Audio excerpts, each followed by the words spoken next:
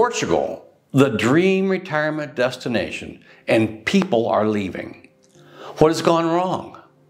Many Americans and expats from around the world have been flocking to Portugal over the past few years.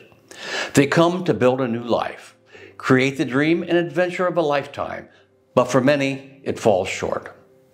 We've all been sold the dream of oceans, mountains, good weather, great prices, welcoming people, yet for some, what they get just doesn't match what they dreamt of. Let's break down the reasons that people decide it's time to leave. And in the end, we talk about our next steps. As always, make sure to subscribe and check out our website and Patreon to support us. Come on, it'll be fun. Vai ser divertido. Portugal has been the place to relocate over the past few years. We know because 5 years ago, we were in Chicago, sitting on our couch having researched many countries around the world in search of where to go. Out of everything, Portugal had the promise of great real estate prices, beautiful countryside, miles and miles of coastline filled with beaches, hundreds, even thousands of years of history, and a welcoming culture. It was the in place, the new trend for folks looking to build a stable, safe lifestyle filled with adventure, all on a budget. But times change. Many people have figured out that it's not all that it's cracked up to be. The prices are too high, the buildings are too old, the beaches are rocks, and the ocean is too cold or dangerous to swim in. Well, not entirely. We live on the beautiful island of Madeira, and because of that, we can absolutely attest to the endless rock beaches.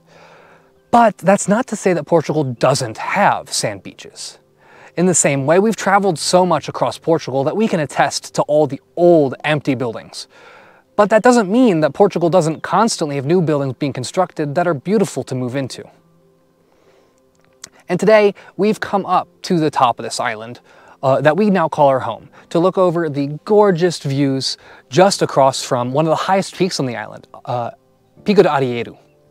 On our way up to get here, we passed by Santa Cruz, a lovely beachside town with the airport for the island in it. From there, we drove up past Santa Terceira, a beautiful town known for its Sunday markets that has the nicest golf course on the island, with 27 holes and beautiful views of the mountaintop and 2 separate coastlines. From there, we came down around the bend and up, up, up through the trees, beautiful winding roads, all the way until we got up here, where we have direct views across the island, down to the coast, and up to the second highest peak. So I can't say that this is bad. And I hope you agree with me as we continue to look at all of this and we talk about today's topic.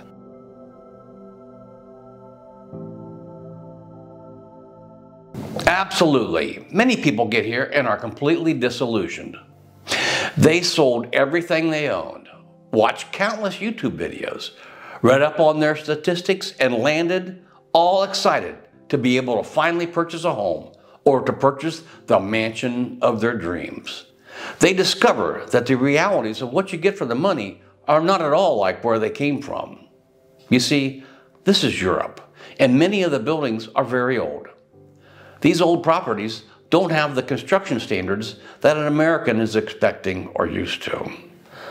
The old homes are many times filled with mold, and since it's a structural issue, it does not have a simple or cost-effective fix. These homes do not have air conditioning to help regulate and circulate the air. The electrical systems are not up to the standards that you'd expect. In the US, you might find an old, poorly constructed tenant farmhouse, but it will usually be cheap.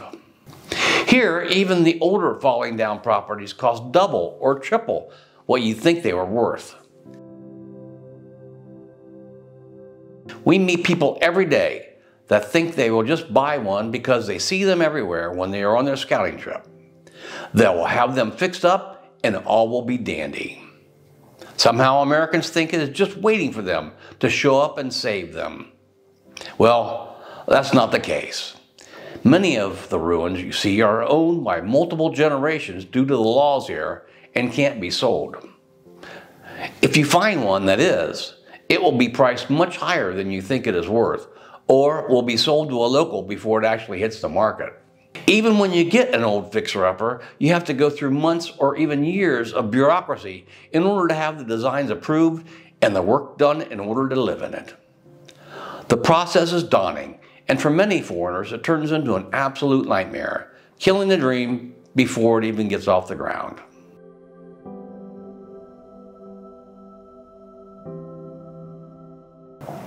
Even beyond these teardowns, things aren't smooth sailing.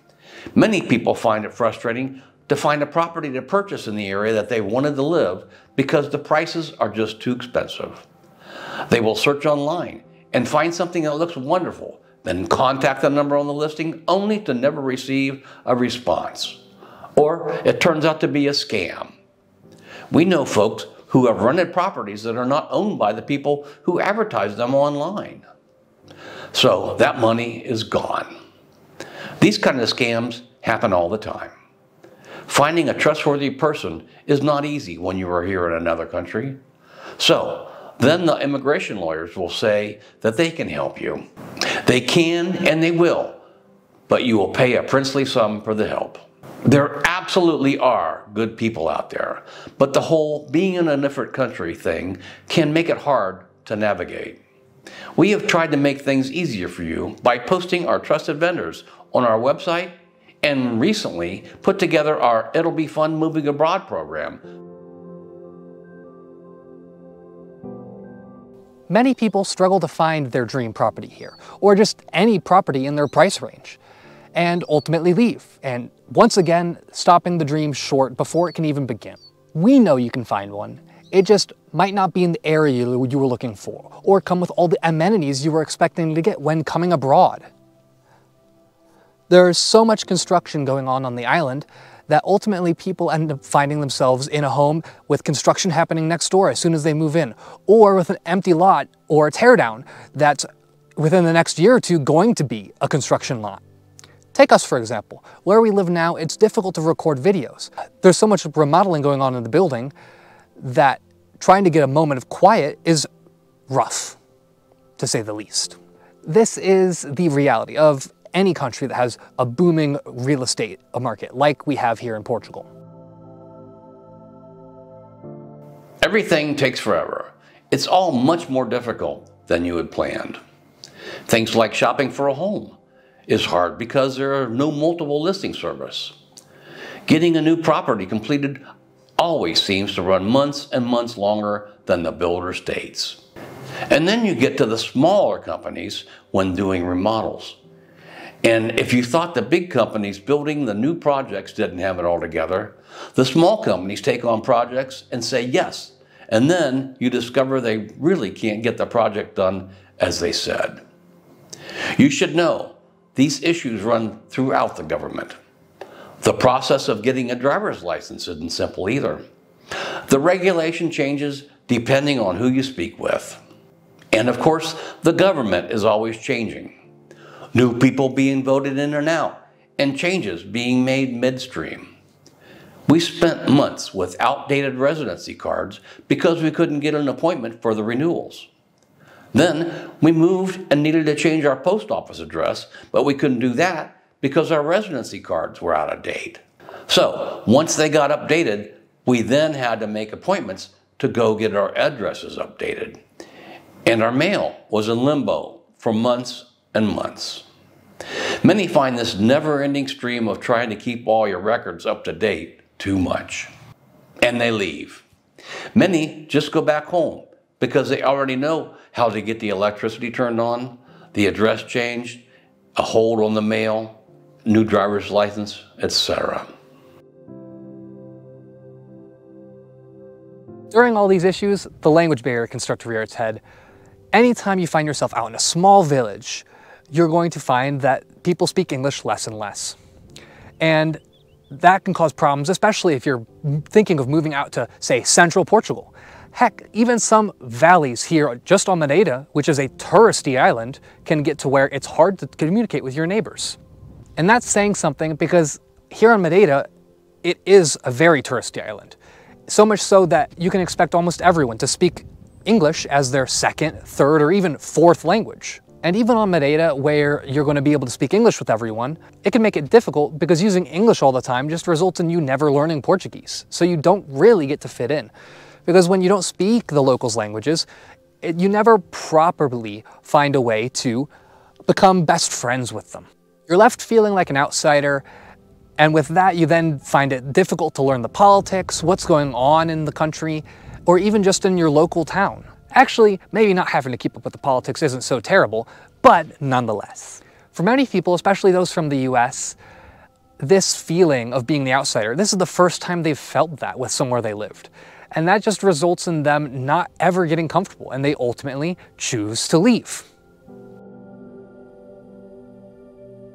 Further, living abroad is compounded by the fact that when you're only coming off of 1 or 2 scouting trips, it's difficult to know if you're picking the right place. And as a result, many people pick the wrong place and they just never are going to grow to like it. We've met plenty of people who just aren't happy here in Madeira. It's an island after all, and for some people they don't like it. And we would struggle out in, say, this countryside of central Portugal, where we're so far from people. As for Madeira, specifically, I mentioned Madeira is an island. It's actually an old volcanic island and is very mountainous. This results in lots of hills, lots of hiking up and down, and for some people, that's just not something they had in their list of things that they wanted to do. Take women, for example. When girls go out into town, they expect to be able to wear their heels. Here in Madeira, with all the hills and the streets and the fact that a lot of the sidewalks are paved with cobblestones, effectively, you'll often see girls walking around in their dress and some tennis shoes. And then right as they go to slip into the restaurant, they put on their heels so they look nice for that dinner that they're going to. A lot of people can't get over that first hurdle. And so even the easiest of them terrified people to death. So they never get out and they feel like they can't walk anywhere. They've moved up into the mountainside in a small town, and yet they can't leave the small town because the walking paths are all levadas. But what about Lisbon? What is the issue there? Well, it's very expensive. It's also very hilly. I mean this. Don't move there without spending plenty of time getting around. You may be setting yourself up to be unhappy. Many find the city noisy, dirty, and the graffiti is too much. So then you can go out into the country, but the language barrier causes people to struggle. And the central part of the country is hot, very hot, and humid too. Again, most of Portugal is not filled with nice, cool air conditioning to make your life simple. And to add to it, the buildings are made of concrete or solid stone, so you have to chunk out lines in the wall to update the building. We had this done, so trust us when we say you aren't going to live there while this is being done. Well, none of that matters, right? You came here to enjoy the beautiful outdoors, the excellent weather, all the beaches, the sun. Portugal doesn't truly border the Mediterranean. Every beach you will go to is at the Atlantic Ocean, and the water is almost never warm. We originally thought we would go to the Algarve. The beaches remind you of Florida, nice, long, filled with sand, with beautiful rock faces, and the inlet beaches hideaways. Pictures show lovely condo communities. It all looks so perfect. The beaches are nice, but the water is like ice cubes. And for a lot of people, the constant tour boats destroy the idea of tranquil beach date that they might envision. The area reminds you of moving to the villages, but in a different language. The area is just too slow, with not a lot to do unless you travel. Many become bored.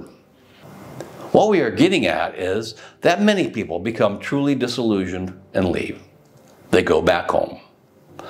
The more adventurous don't leave Portugal, but end up moving around until they find the right place for them. We would remind you to shop around to see the entire country, spend time, and remember that just because one area didn't work for you doesn't mean another will not be the perfect place.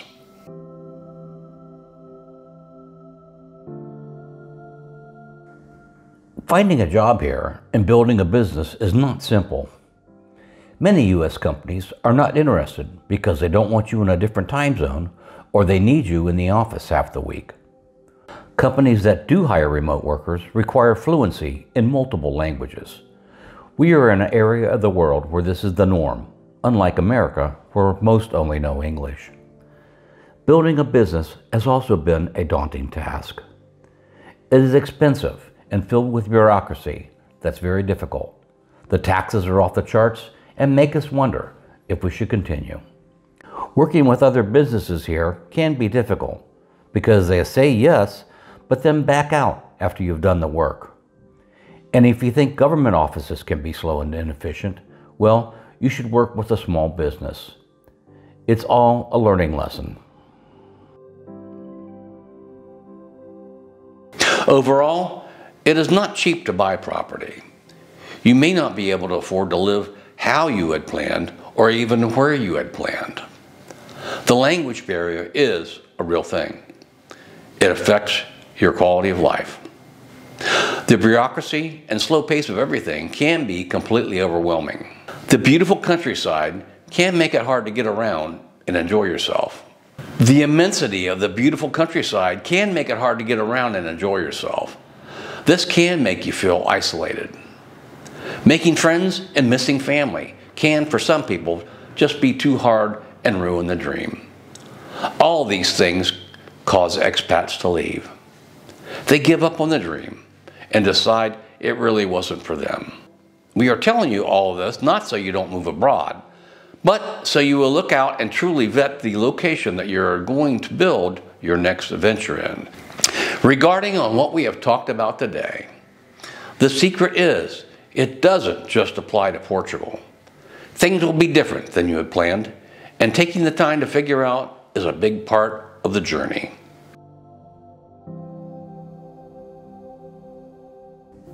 We challenge you to explore using our step-by-step program to help mitigate as many issues as possible. Don't give up. While we stay in Portugal for the foreseeable future, we are also looking for the next place, the next adventure. So, we are off to France in the fall for a month of travel. Why? Because this may be our next place to live, and we want to spend time in the small towns to find the most interesting place for us to purchase for the future. And even if we don't buy there, we will get to expand our adventure and knowledge. Never stop learning and exploring.